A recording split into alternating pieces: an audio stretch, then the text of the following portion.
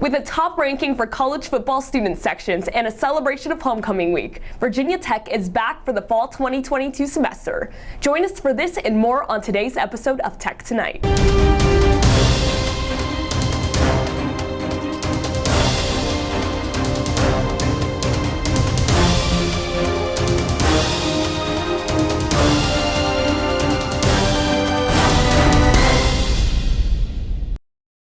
There's a new volunteer service organization here on campus. Cadets for a Cause was founded just a year ago in fall 2021 by Jenner Johnson, a senior in the Corps of Cadets. Johnson and another cadet recognized how much the New River Valley has done to support the Corps, so they found a way to give back to the community. Now made up of 30 members, the organization has worked with several nonprofits within the past year, including Sleep in Heavenly Peace, a program that builds beds for children, and the Johnny Mac Soldiers Fund, which funds scholarships for children whose parents were killed in combat. What the Cadets for a Cause have planned for this semester is currently undetermined, because the organization was designed to be flexible, to give the cadets the opportunity to find their own cause. But this mission isn't just for cadets. Cadets for a Cause encourages Greek organizations, other student groups, and anyone else who may be interested in co-organizing events to reach out and get involved in the spirit of Ut Prosum. The whimsical circus-style performance Acrobuffs is making its way to the Moss Art Center on October 23rd. Theater goers have two opportunities to view the show at 2 o'clock and 3:30 p.m. Following the story of two siblings, they find themselves in a surreal land of air. This globally renowned performance includes the use of soaring fabrics and bouncing balloons. According to the New York Times, this collaboration of theater and circus perfectly exemplifies making magic out of thin air. General admission tickets are $25 and $10 for students with a form of identification or youth ages 18 and under. Tickets can be purchased online or directly from the Moss Art Center. You won't want to miss this electrifying performance taking place right here on campus. Lavender House made its debut this past August as a brand new living learning community here at Virginia Tech. Located in O'Shaughnessy Hall, Lavender House is the university's first LLC dedicated to studying LGBTQ+ history and culture. Lavender House was created to provide a welcoming home to queer, transgender, and ally students who are interested in learning about intersectionality and marginalized identities. On Friday, October 21st, Lavender House will be doing a walking tour of downtown Roanoke with the Southwest Virginia LGBTQ+ History Project. The event is free, open to all, and those who RSVP will be provided transportation. From the moment fans hear the iconic guitar riff to the Metallica song Inner Sandman, Hokie fans instinctively know to start jumping.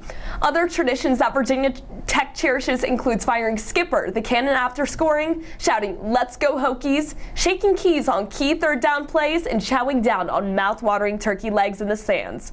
According to BleacherReport.com, Virginia Tech has been ranked 7th in the nation for the best college football student section. As the season continues, who knows where we'll be on the list next year. Let's make it the best football season Virginia Tech has ever seen. Go Hokies! Continuing with the spirit of Virginia Tech, reporter Kendall Hansen takes us to the homecoming kickoff. On Monday, October 10th, the Prairie Quad was full of food trucks, student organizations, yard games, and much more to get everyone excited for homecoming week, which lasted from the 10th to the 15th of October.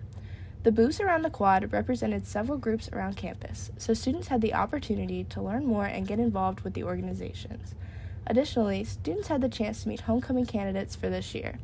Daniel Hagensaker on the homecoming board tells us more. We have our homecoming court, which you get to vote. Every person in the student body gets to vote on their top 3 court candidates that they'd like to see become homecoming royalty.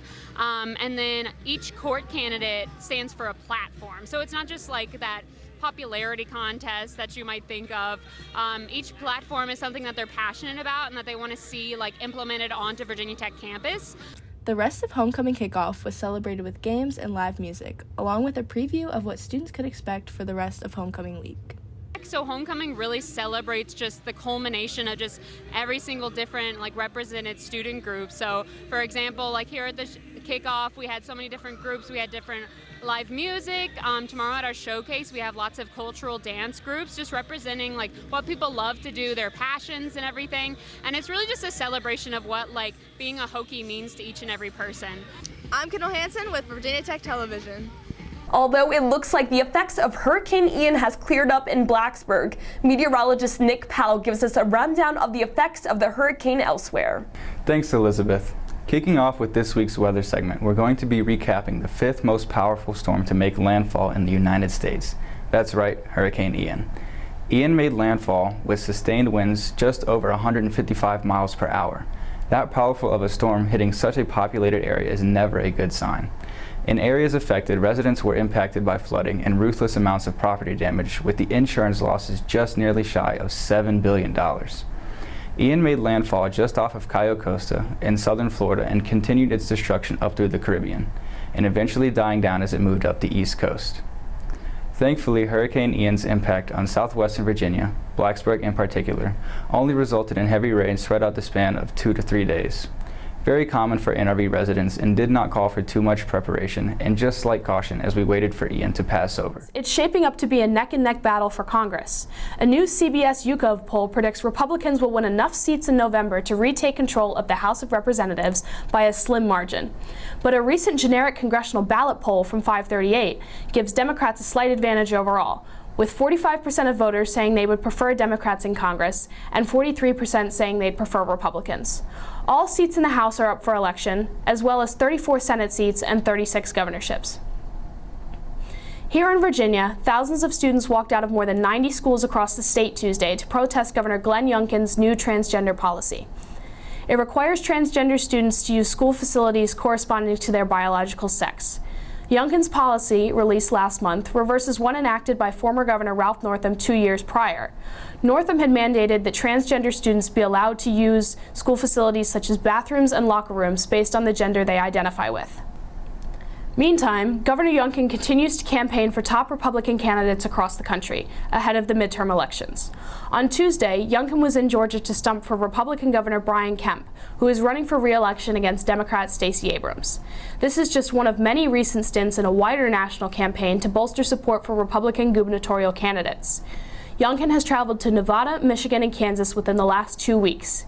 He has also agreed to go to Arizona later this month to campaign for GOP candidate Carrie Lake, an election denier endorsed by former President Donald Trump.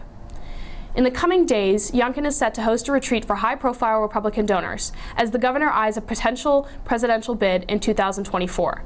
The event, called the Red Vest Retreat, is being held outside Charlottesville and will feature panels on issues such as education. The Washington Post reports former Speaker of the House Newt Gingrich is also scheduled to speak at the retreat.